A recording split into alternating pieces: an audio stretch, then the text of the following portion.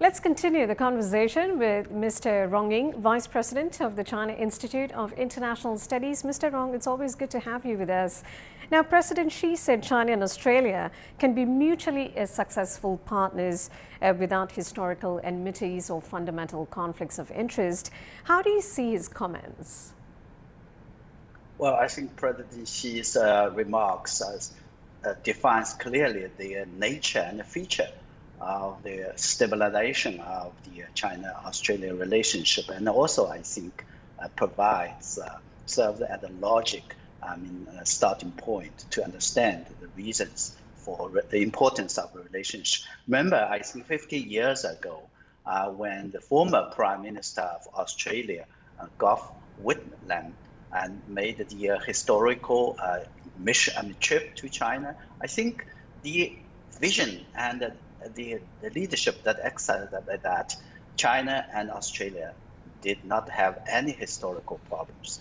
The only scope or opportunity is work together for pragmatic, mutually win-win cooperation. 50 years later, that decision bear fruit. And of course, unfortunately, there are some ups and downs. Now we come back to the departing point, and let's see, work together for the stable relationship that would serve the interests of China and Australia and the region as a whole. Now, you heard our correspondent Greg Navarro saying earlier, Australian media and the public are saying there has been a big shift in bilateral ties, and this is compared to the time Australia was under former Prime Minister Scott Morrison. How do you view the current state of bilateral relations? Yeah, the bilateral relationship is on the right track. And as you reporter said, that it seems that the public opinion in Australia, and I think in China too, are responding or viewing this in a positive way, which is good.